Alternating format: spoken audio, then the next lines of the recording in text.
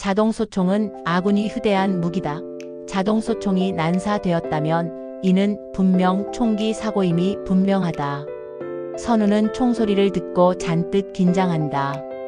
중대장으로부터 무전 연락과 상황 점검을 위한 보고 요청이 계속되고 선우가 있는 곳으로부터 부근 GOP에서 발생된 상황이 감지된다고 보고했다. 약간의 문제는 있었지만 흔히 있는 오발 사고로 마무리되었다. 사실 숨겨진 내용은 역시 비밀이다. 그리고 시간이 지났다. 1982년 2월 겨울이 가고 이제 봄이 기다려지는 계절이다. 하지만 이곳 전방은 아직도 밤에는 영하 20도를 오르내린다. 운명의 2월 25일 정군에 비상이 걸렸다. 평소 때와는 차원이 다른 공포와 긴장감이 감돈다. 모든 외부 통신이 즉시 차단된다. 6.25 이후 최초로 전군 전쟁 대기 발령 전 병력 즉시 전투 태세. 진돗개 하나 발령. 북한 미국이 일대가 아군 방공망을 침범했다. 제2의 남침이다. 이것은 실지 상황이다. 전원 완전 무장하고 각자 전투 위치로. 선우 주머니 속 선영에게 줄 편지를 급하게 만져본다. 눈빛에 불안함이 가득 찬다. 선우가 속한 부대는 비상 상황 관련하여 최전방 특수 임무에 긴급 투입된다. 선우는 장기간 외부와 격리되는 임무를 부여받고 부대의 엄격한 통제 속에 어디론가 급히 이동한다. 선영아, 나 돌아올 때까지 제발 무사히만 있어줘. 약속 꼭 지킬게. 군 당국 사무실. 비상해제 후 선영의 절망. 선우는 미국이 귀순 이후 5달째 소식도 없다. 내가 붙이는 편지는 모두 반송되어 돌아오는 것을 보고 이건 아니다. 참 이상하다. 별 생각이 다 든다. 시간이 흐른 뒤 귀순으로 사건은 일단락되지만 군 당국은 보안 유지를 위해 정보를 극도로 통제한다. 불안에 떨던 선영이 5달째 선우의 연락 두절에 군 당국을 찾아간다. 사무실은 차갑다. 저 선우 상병, 김선우 상병에 대해서 알고 싶어요. 5달째 연락이 없어요. 무슨 일인 거죠? 간부 서류를 확인하며 딱딱한 목소리로 죄송합니다. 현재로선 살아있다는 것 외에 아무것도 말씀드릴 수 없습니다. 현재 김 상병은 국가안보 관련 특수 임무로 인해 외부 연락이 전면 차단된 상태입니다. 임무 수행이요? 혹시 위험한 상황인가요? 다치지는 않은 거죠? 그것에 대해서는 저희가 확인해 드릴 수 없습니다. 임무 해제 시점은 미정입니다. 보안 유지를 위해 김 상병에 대한 모든 문의는 삼가해 주십시오. 돌아가 주십시오. 선영은 화가 난 듯 단호하게 확인해 줄 수 없다니. 미정이라니. 이 말은 이 시대에 다시는 돌아오지 못할 수도 있다는 뜻 아닌가? 사망하기라도 했단 말인가? 사망이라면 사망이라고 발표해야 하지 않나? 도대체 무슨 일이 있었던 거야? 선영의 집, 40년 이별의 결단, 그리고 선영의 긴 독배. 선영은 자신의 방에서 선우와의 옛 추억과 그를 기념하는 각종 사진을 응시한다. 불안과 공포가 그녀를 짓누른다. 그리고 결이 애찬 결정을 내린다. 그녀는 간부의 임무 해제 시점 미정이라는 말이 영원한 부재를 뜻한다고 확신한다.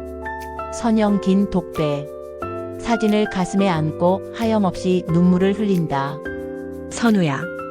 내가 나에게 줬던 그 사랑, 그 약속. 난 단 한순간도 잊은 적 없어. 내 편지가 내 가슴을 든든하게 했던 것처럼 나의 기다림도 너에게 힘이 되리라 믿었어.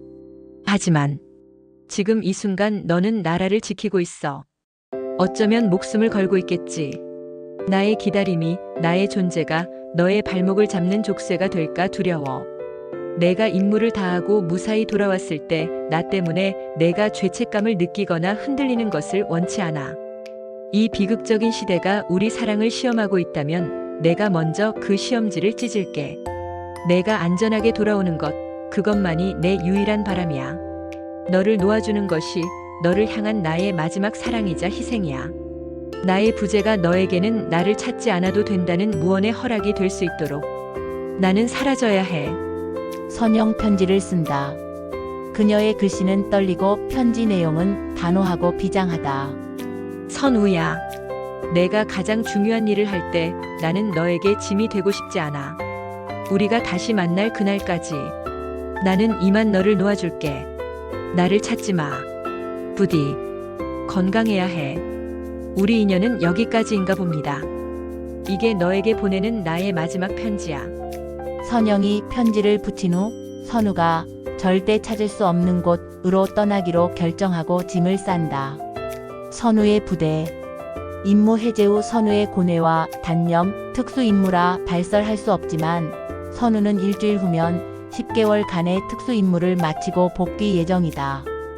선우는 길고 긴 특수임무를 마치고 마침내 복귀한다. 그는 지쳐 있지만 선영에게 연락할 생각에 설렌다. 그의 첫 번째 행동은 선영으로부터 온 편지를 확인하는 거였다. 선우 특수임무로 인해 어떤 연락도 받지 못하고 연락도 할 수 없던 상황에 유일한 낙은 선영으로부터 온 편지를 확인하는 것이었다. 하지만 선우의 예상과는 다르게 선영이 반년 이상 그로부터 연락이 없었다. 선우는 당장 급한 마음으로 편지를 썼다. 하지만 답장도 없다. 선우는 급한 마음에 탈영이라도 하고 싶은 마음이었다. 하지만 만남을 위해 인내해야 한다고 자신을 다독인다. 선우는 혹시나 하는 마음에 휴가 때 그녀가 살던 집으로 찾아간다. 낯선 사람이 그를 맞이한다. 여기 사시던 분은 한 달 전에 이사 가셨는데요. 연락처도 모르고 조용히 나가셨어요. 선우는 우편함에서 선영이 붙였던 마지막 편지를 발견한다. 선영이 이사하기 전 붙였으나 주소 오류로 반송된 편지다.